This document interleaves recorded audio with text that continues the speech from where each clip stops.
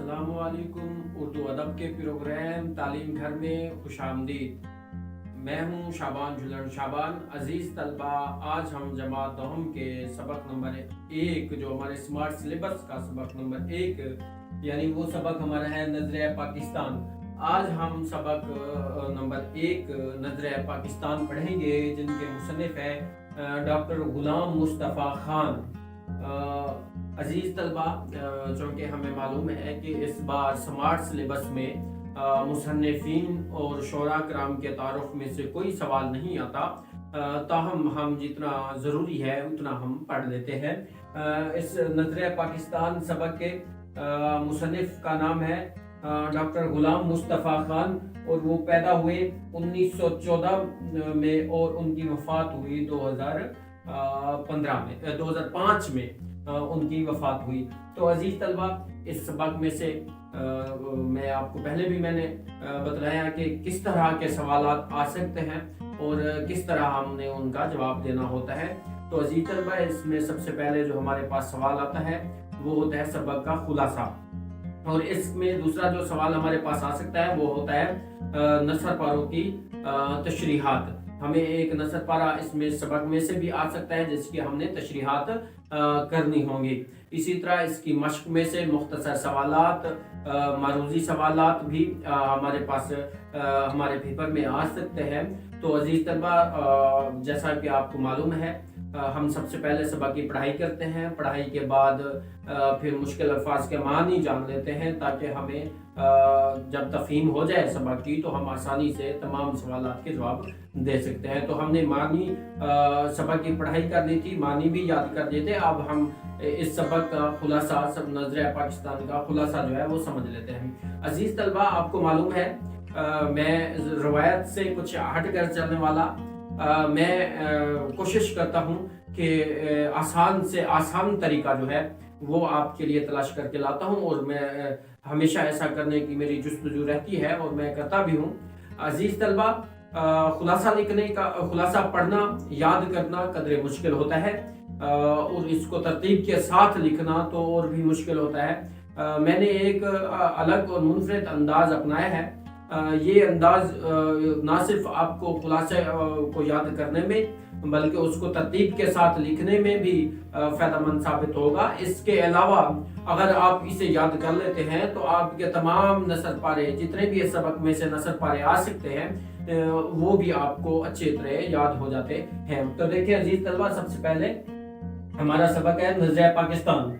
नजर पाकिस्तान के ये मैं इसके जितना भी खुलासा है उसको तरतीब के साथ मैं पॉइंट्स में यानी अहम नुकात जो हैं उनको पॉइंट्स में इस तरह लिख लेता हूँ ताकि आप इस तरह अगर इनको याद कर लें तरतीब के साथ। मैंने ये इनके नंबर भी लगा दिए हैं। अगर आप ये नंबर जो है ये तरतीब के साथ इनको याद कर लेते हैं तो आपको खुलासा ना सिर्फ आसानी से याद हो जाएगा बल्कि आप तरतीब के साथ उसे पेपर में लिख भी सकते हैं। और अजीज़ तलबा, हर नुक्ता, हर पॉइंट जो है ये अलग एक नसर पारा भी है, अलग एक पैराग्राफ भी है, अलग एक इबारत है जो हमें अलग सवाल हमारे पास आता है। तो देखें इसके क्या पॉइंट्स हो सकते हैं, क्या अहम नुकात हो सकते हैं, हम सबसे पहले वो जान लेते हैं। अजीज़ तलबा, नजर पाकिस्तान सबक का पहला और अहम नुक्ता जो है वो ये है कि बादशाह अकबर की बेजा रवादारी। बादशाह अकबर की बेजा रवादारी। इसके साथ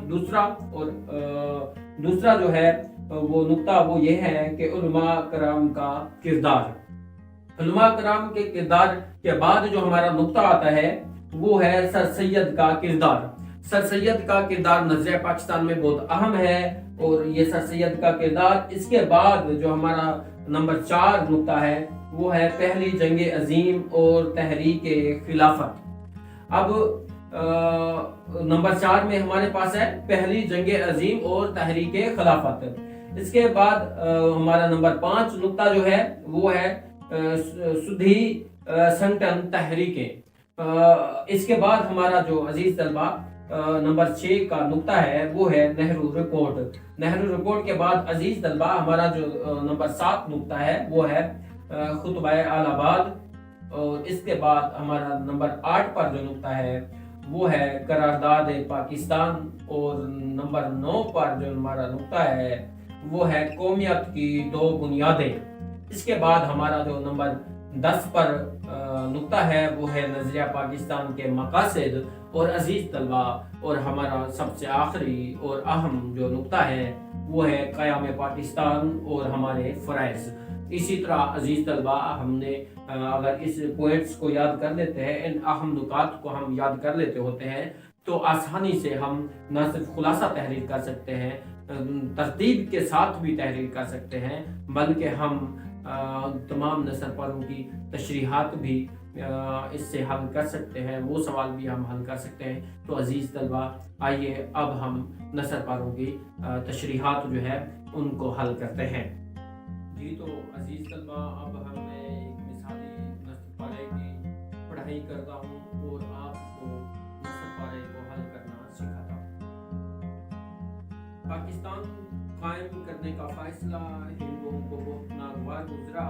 انہوں نے پوری کوشش کی کہ یہ مملکت قائم نہ ہونے پائے۔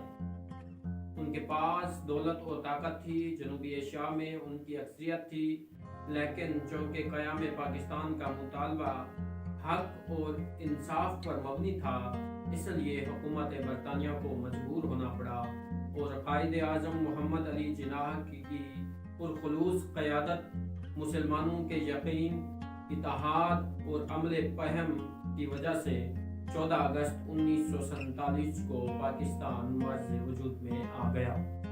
عزیز طلبہ، میں نے یہ پڑھائی کی، اس میں جو مشکل الفاظ آئے، سب سے پہلے ہے ناگوار گزرنا، یعنی اچھا نہ لگنا، پرخلوص قیادت، مخلص رہنما، عمل پہم، مسلسل عمل کرنا، اور مرز وجود میں آنا، قائم ہونا۔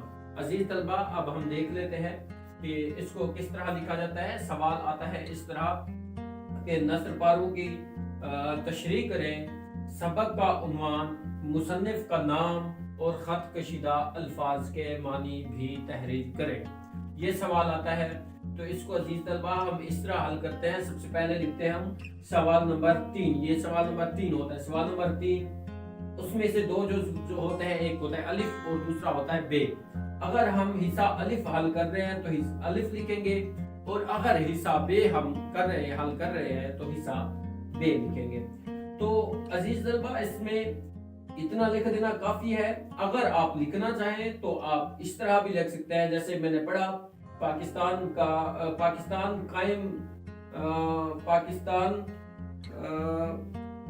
قائم کرنے کا، اب پاکستان قائم کرنے کا جو یہ ہے، پاکستان قائم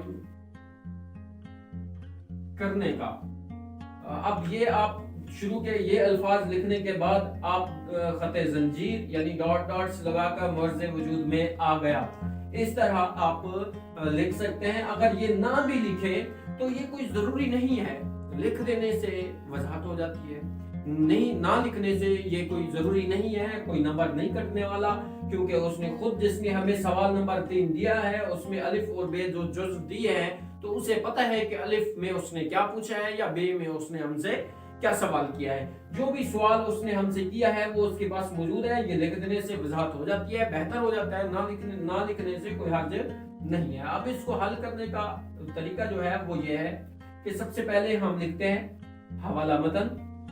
حوالہ متن کے سامنے ہوتی ہے علامت تفصیلیہ کی۔ اس علامت کی شرط یہ ہے کہ اس کے سامنے نہیں لکھا جا سکتا۔ اب سبق کا ہم نے اس کی تفصیل دیتا ہے، سبق کا عنوان اور مصنف کا نام۔ ہمارے سبق کا عنوان ہے نظریہ پاکستان اور مصنف ہے ڈاکٹر غلام مصطفیٰ خان، تو ہم نے یہ ان کے الفاظ کے اپنا نام لکھ دیے۔ اب عزیز طلبہ، خط کشیدہ الفاظ کے معنی، جو میں نے ابھی آپ کو معنی پڑھ کر سنائے، ان میں سے یہی الفاظ جو ہے، ان میں سے کوئی 4 لفظوں کے اوپر خط ہوگا، آپ نے ان چاروں کو ایک طرف آپ لائن لگائیں گے، ایک طرف الفاظ لکھیں گے، پھر معنی لکھیں گے، پھر وہ الفاظ اور معنی لکھیں گے۔ عزیز طلبہ، یہ ہمیشہ اس طرح کا ہی آتا ہے۔ کبھی کبھی ایسا بھی ہو سکتا ہے، اس میں ایک سمجھنے والی بات ہے، وہ یہ ہے کہ کبھی کبھی ایسا بھی ہوتا ہے کہ جو خط کشیدہ الفاظ ہیں یہ 4 کی بجائے 2 آتے ہیں۔ اگر 4 کی بجائے یہ الفاظ 2 آتے ہیں تو اب یہ 1 نمبر کے ہوں گے اور 1 نمبر کا ساتھ ہم نے سیاق و سباق بھی لکھنا ہوگا. اگر ہم سیاق و سباق نہیں لکھتے تو اب نمبر کٹے گا. لیکن اگر 2 پر نہیں اور 4 پر ہی خط کشید کیا گیا ہے تو اب 4 جو الفاظ کے معنی ہوں گے یہ 2 نمبرات کے ہوں گے. اب ہمیں سیاق و سباق لکھنے کی ضرورت نہیں ہے, ہمیں اور نہ ہی ہم لکھیں گے. ہم سیاق و سباق تبھی لکھیں گے جب 4 کی بجائے 2 الفاظ پر خط کشید کیا گیا ہو. عزیز طلبہ, اس کے بعد ہم جو اگلا مرحلہ ہوتا ہے ہمارا وہ یہ ہے کہ ہم تشریح لکھتے ہیں. تشریح میں کے سامنے بھی وہی علامت آتی ہے تفصیلیہ کی, اس کے بھی وہی شرط ہے کہ اس کے سامنے نہیں بلکہ نیچے لکھا جاتا ہے. یہ جو ہمارا حاشیہ اول ہوتا ہے اس سے ہم 1 ٹیب, آپ کمپیوٹر استعمال کرتے ہوں گے, کمپیوٹر کے کی بورڈ پر یہ لکھا ہوا ہے 1 ٹیب. اگر آپ ٹیب کا ایک کی ہے, اگر آپ اس کو پریس کریں تو جتنا سپیس آتا ہے اتنا سپیس ہم نے ادھر دینا ہوتا ہے. اس کو چیک کرنے کے لیے یہ بھی طریقہ کار ہے کہ آپ اپنی انگلی اس طرح حاشیہ پر رکھیں گے اور یہ ایک نشان ہے یا میکسیمم زیادہ سے زیادہ 1.5 نشان, اتنا وقفہ دے کر آپ اس سے آگے لکھنا شروع کریں گے. اور ہر تشریح سے وہ کسی بھی سبق کی ہو, آپ کسی بھی نثر پارے کی ہو, آپ اس طرح لکھیں گے نثر گوئی کی خدا داد صلاحیت رکھنے والے نثر نگار. آپ جو بھی سبق کا نثر نگار یعنی مصنف ہے وہ ہوں گے اور پھر اس سبق کا عنوان جو ہوگا وہ ہوگا. اسی طرح دیکھیں کہ نثر گوئی کی خدا داد صلاحیت رکھنے والے نثر نگار ڈاکٹر غلام مصطفیٰ خان سبق نظریہ پاکستان کی اس عبارت میں کہتے ہیں کہ. عزیز طلبہ, اگر یہ اور سبق ہے, اس کا مصنف بھی اور ہے, تو جو بھی سبق کا مصنف ہے پہلے وہ مصنف پھر اس سبق کو لکھیں گے اور کہتے ہیں کہ. اب اس کے بعد ہم نے آسان لفظوں میں جو ہے وہ معنی ہم پہلے لکھ چکے ہوتے ہیں, اسی طرح ان کی اب ہم تشریح جو ہے وہ آسانی سے لکھ سکتے ہیں. عزیز طلبہ, اس طرح میں آپ کو بتلا دیتا ہوں, یہ ٹوٹل نمبرات اس کے میں بتا دیتا ہوں. یہ جو ہے یہ 5 نمبرات کے ٹوٹل ہمارے پاس سوال ہوتا ہے, جس میں سے 1 نمبر کا ہمارا ہوتا ہے حوالہ متن یعنی 0.5 اس کے نظر سبق کا عنوان اور 0.5 مصنف کا نام. تو یہ 1 نمبر کے 2 نمبرات کے ہمارے پاس ہوتے ہیں خط کشیدہ الفاظ. میں نے بتایا ہے اگر 2 خط کشیدہ الفاظ ہوں گے تو یہ 1 نمبر کے ہوں گے, اور 1 نمبر کا پھر کیا ہوگا اس وقت ہم لکھیں گے سیاق و سباق. اس کے بعد تشریح ہوتی ہے ہماری 1.5 کی. اس طرح ہم یہ 4.5 نمبرات حاصل کر لیتے ہیں. ابھی 0.5 رہتا ہوتا ہے, وہ ہم جب یہ تشریح لکھتے ہوئے جہاں بھی ہم مناسب سمجھتے ہیں 1 2 3 یا اس سے زیادہ جتنا بھی ہمیں یاد ہو سکے ہم وہ حوالے بھی دیتے ہیں. اگر ہم نثر کی تشریح کر رہے ہیں, نثر پاروں کی تشریح کر رہے ہیں تو ہمیں نثری حوالہ دینا زیادہ بہتر ہوتا ہے کہ ہم نثری حوالہ دینا چاہیے.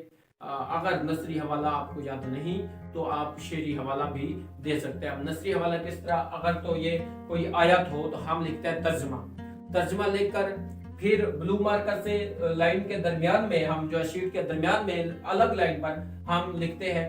اگر حدیث ہے تو اس کا مفہوم لکھ لیتے ہیں, اگر کوئی قول ہے تو ہم لکھ لیتے ہیں بقول شخص سے, اور اس کے سامنے تفصیلہ کی علامت لگا کے نئی لائن پہ پھر ہم لکھتے ہیں جیسا کہ ایک یہ قول ہے کہ مذہب کا اختلاف بنیادی اختلاف ہوتا ہے, یہ ایک حوالہ ہے. یا ہم کوئی اور حوالہ پھر کہیں بات پہنچتی ہے اور ہم اس طرح کا حوالہ دینا بنتا ہے, یہ بات آ جاتی ہے محنت کامیابی کی کنجی ہے.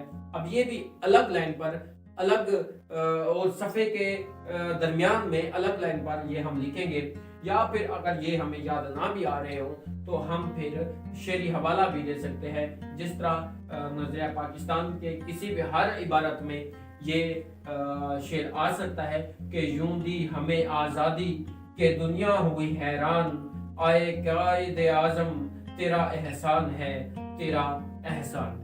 تو عزیز طلبہ, اسی کے ساتھ ہمارا آج کا لیکچر اپنے اختتام کو پہنچا.